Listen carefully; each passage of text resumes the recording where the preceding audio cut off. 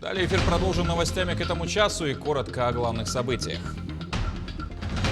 Более 150 пунктов и 100 выездных бригад продолжают вакцинировать население Якутии от коронавируса. Новую школу-сад построят в одном из сел Чурапчинского района. Недропользователи помогли Алекминской школе искусств с костюмами для грядущего эсэха Олонхо.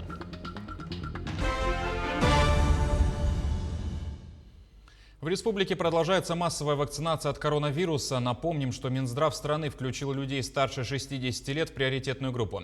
Сегодня 86-летняя жительница столицы в сопровождении социального работника подошла в республиканскую клиническую больницу номер 3, чтобы получить первый компонент вакцины ГАМ-Ковид-Вак. Перед процедурой она прошла собеседование с врачом, ей измерили температуру тела и артериальное давление. Также заполнили анкету и форму добровольного информирования и согласия. Второй компонент вакцины она получит 11 марта. Вакцинация в Якутии проводится в 44 медицинских организациях. Развернуто свыше 150 пунктов, созданы 110 мобильных бригад. Сейчас после вакцины у меня хорошая. И не заметила совершенно, как поставили. И вот сейчас ничего не ощущаю, ничего. А среди ваших знакомых кто-нибудь получил уже вакцину? Вакцину получила сестра моя и вторая сестра. Но теперь во второй поток они пойдут вот скоро. У них все в порядке? У них все в порядке, они ходят на ногах и все хорошо у них. И поэтому вы решили последовать их примеру? Да, и я тоже решила вот так проверить саму себя. Перенесших коронавирус бессимптомно людей предупредили о новой опасности. Инфекционист Евгений Тимаков заявил, что такая категория людей рискует переболеть повторно в более тяжелой форме. По его словам, это может произойти через полгода-год. Уже есть случаи, когда люди, перенесшие коронавирус в начале пандемии, начинают болеть повторно. И, соответственно, это уже не бессимптомная форма, а более тяжелая. По информации оперативного штаба Якутии, за минувшие сутки в регионе выявили 57 новых случаев коронавирусной инфекции. Из них в Якутске 24, Мирнинский район 7, Нерюнгринский 6. Еще в 15 районах от 1 до 2 заболевших лаборатории региона провели свыше 2000 исследований на COVID-19. Напряженная ситуация с распространением коронавируса сложилась в Аймиконском районе. Ее взял на контроль Роспотребнадзор. Глава Аймиконского района принял участие и выступил на конференции по COVID-19. О чем шла речь, нашему корреспонденту рассказал его заместитель. В настоящее время эпидемиологическая обстановка в Аймиконском районе остается сложной. Есть случаи среди лиц, которые прибыли на работу вахтовым методом из других субъектов. В целом наблюдаем распространение коронавирусной инфекции путем внутрисемейных контактов и по месту работы. Такого всплеска, чтобы это было связано с какими-то общественными местами, не наблюдается.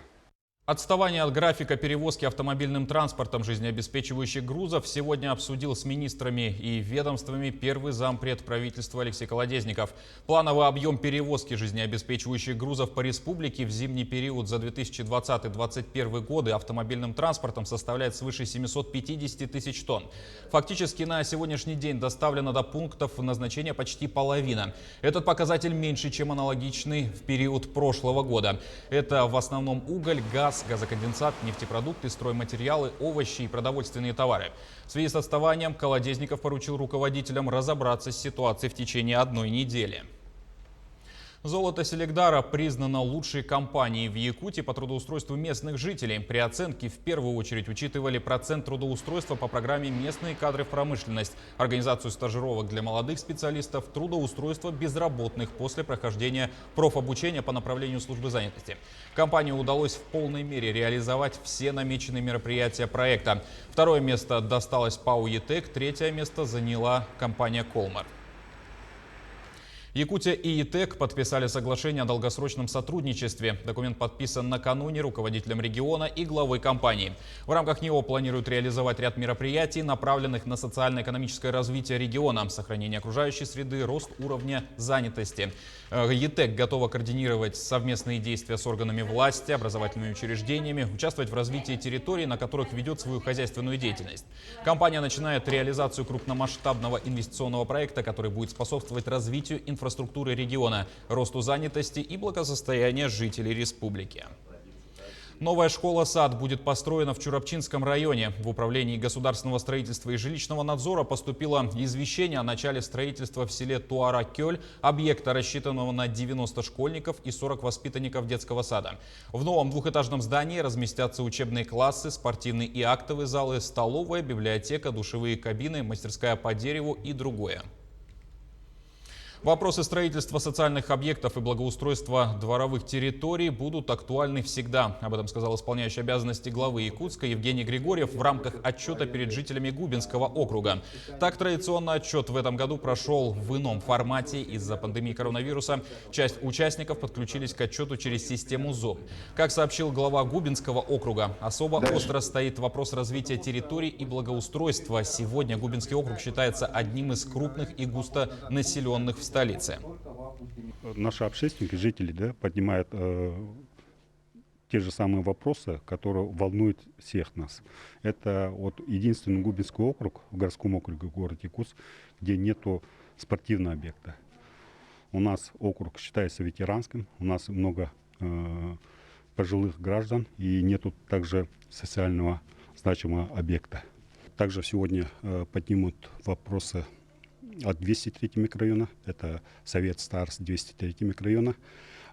203 микрорайон, он новый, он еще не передан муниципалитету и наверняка поставит вопрос о благоустройстве данного микрорайона. Также в отчете Григорьев отметил, что все эти и другие вопросы остаются актуальными не только для этого округа, но и для всего города Якутска. Только за прошлый год население увеличилось на 7 тысяч, с каждым годом это число растет. Вместе с этим особо остро стоит строительство социальных объектов и дорог. Был задан вопрос относительно объектов строительства для социального направления для жителей пожилого возраста, для времяпровождения в общественных пространствах в целом. Вопрос правильный, вопрос, требующий дополнительной проработки.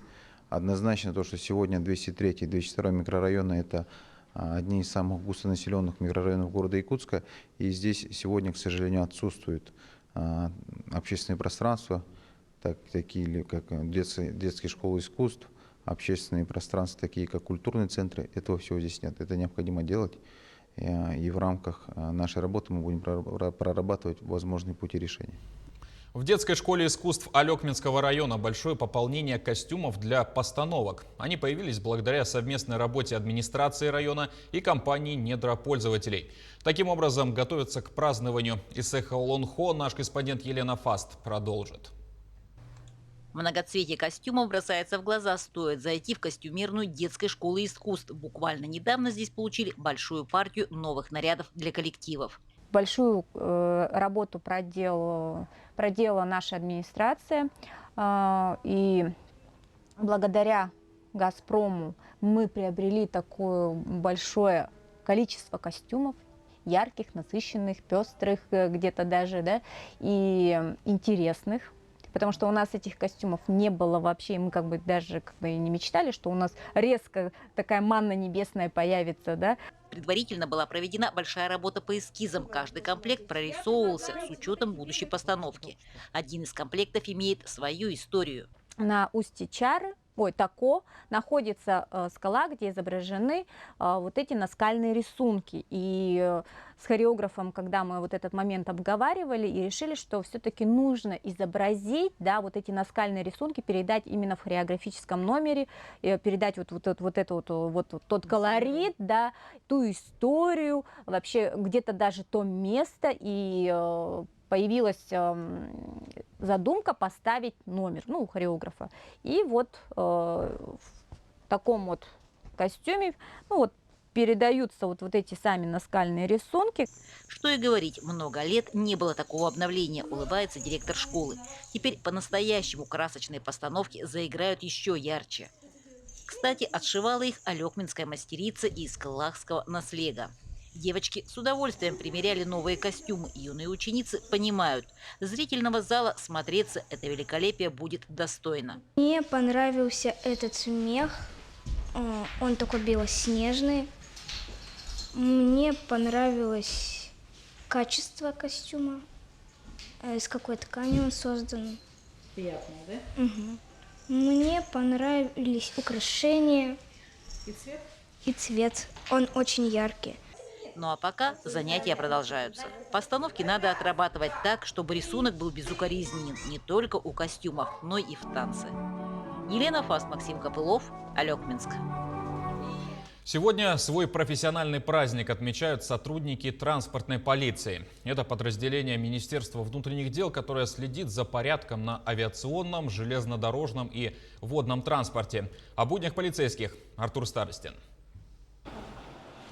После прохождения регистрации пассажиры проходят паспортный контроль через этот переносной мини-компьютер. Устройство проверяет личные данные гражданина.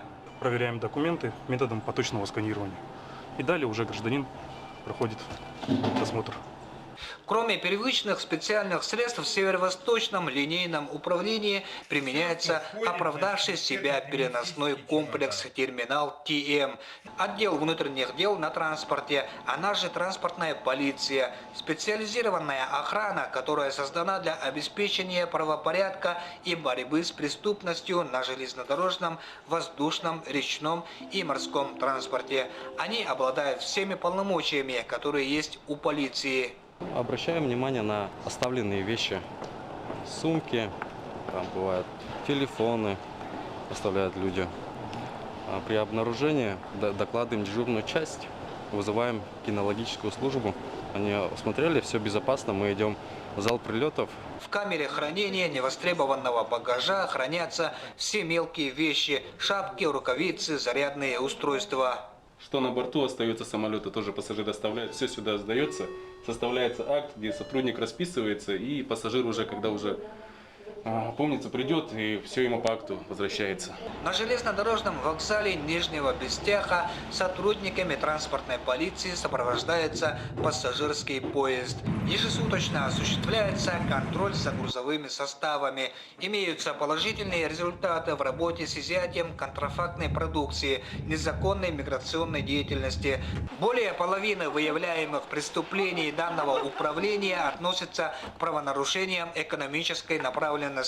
Раскрываются в среднем 85 из 100 преступлений. 3/4 фиксируемых преступлений на объектах транспортного комплекса – итог невидимой работы оперативного состава. На этом завершаем выпуск новостей, но далее вас ждет много важной и актуальной информации, поэтому не переключайтесь.